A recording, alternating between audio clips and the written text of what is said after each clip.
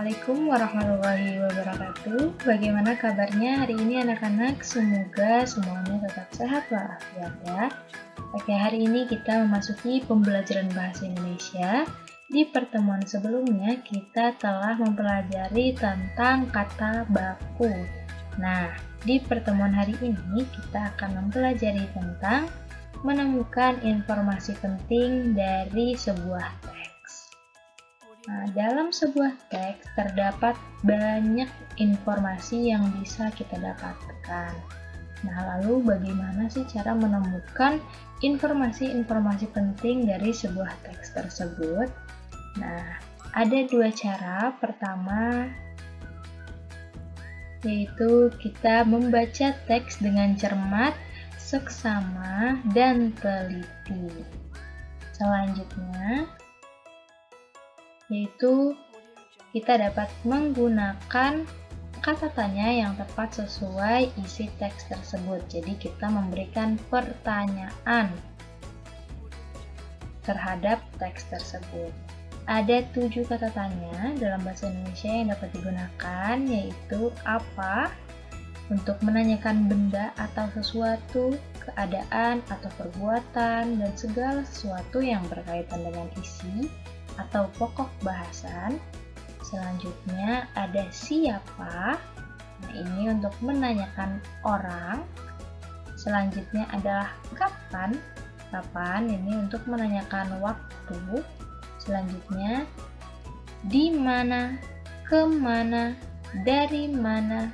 Nah, di sini untuk menanyakan tempat berlangsungnya suatu peristiwa, lokasi yang dituju, atau tempat yang sedang digunakan atau yang telah didatangi. Selanjutnya adalah mengapa, untuk menanyakan sebab atau alasan. Selanjutnya bagaimana, yaitu untuk menanyakan keadaan tentang sesuatu hal, cara atau proses pengerjaan sesuatu, seperti itu. Selanjutnya yang terakhir, yang ketujuh adalah berapa, yaitu untuk menanyakan banyak, jumlah atau satuan. Jadi nanti jawabannya adalah angka. Baik, kita lanjut ya. Nah, dalam menemukan informasi penting, kita juga dapat menggunakan peta pikiran. Nah, di sini sudah ada gambar-gambar peta pikiran yang dapat dibuat oleh anak-anak. Nah, di sini peta pikiran adalah kerangka berpikir yang mampu menghubungkan antar konsep. Jadi, banyak konsep dihubungkan dan dikaitkan menjadi satu. Nah, peta pikiran ini digunakan untuk mengorganisasikan informasi sehingga mudah diingat. Seperti itu. Jadi biasanya ketika kita membuat suatu peta pikiran, itu kita menjadi lebih mudah mengingat sesuatu. Selanjutnya, peta pikiran dapat dibuat menggunakan tanda tanya. Nah, tanda tanya yang mana? Tanda tanya yang tadi ada 7 yang sudah kita pelajari. Nah, baik, jika sudah paham, mari kita latihan bersama-sama membuat peta pikiran. Nah, baik anak-anak, perhatikan bacaan di LKS tema 2 halaman 5 tentang proklamasi kemerdekaan Indonesia. Di sini Ibu juga sudah menyediakan teksnya. Pertama, anak-anak dibaca terlebih dahulu dengan cermat dan teliti. Kemudian kita bisa lanjut memulai membuat peta pikirannya. Di sini Ibu sudah mencontohkan peta pikiran dari teks yang tadi ya, yang berjudul Proklamasi Kemerdekaan Indonesia. Di sini Ibu menggunakan 7 kata tanya. Pertama ada apa, kemudian siapa, kapan, di mana, mengapa, bagaimana, dan berapa. Nah, di sini jadi kita memberikan pertanyaan, kemudian kita jawab lagi sendiri.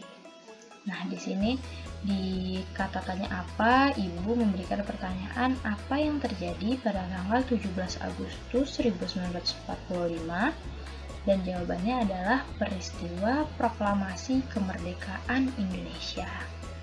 Selanjutnya, siapa? Kalau siapa berarti jawabannya adalah nama orang ya. Siapa yang menjahit bendera merah putih pada hari proklamasi, yaitu jawabannya Ibu Fatmawati. Selanjutnya, kapan teks proklamasi dibacakan? Kapan itu menanyakan waktu, berarti jawabannya adalah waktu, 17 Agustus 1945. Selanjutnya, di mana? Menanyakan tempat. Di mana teks proklamasi ditulis? Yaitu di Rumah Laksamana Tadashi Maeda. Pertanyaan selanjutnya adalah mengapa, menanyakan sebab. Jika mengapa, ada pertanyaan mengapa, jawabannya diawali dengan karena. Nah, di sini pertanyaannya adalah mengapa Jepang menyerah kepada tentara sekutu? Jawabannya karena kota-kota di Jepang, Hiroshima dan Nagasaki dibom oleh Amerika Serikat. Gitu. Selanjutnya di sini bagaimana proklamasi dilaksanakan? Di sini menanyakan tentang proses dilaksanakannya proklamasi. Jawabannya adalah proklamasi dilaksanakan di Rumah Insinyur Soekarno. Acara dimulai pukul 10 dengan pembacaan teks proklamasi disambung pidato tanpa teks. Selanjutnya pertanyaan terakhir, berapa kota yang dibom Amerika Serikat? Jawabannya 2 kota. Jadi jawabannya adalah angka. Baik, sudah paham ya semuanya anak-anak?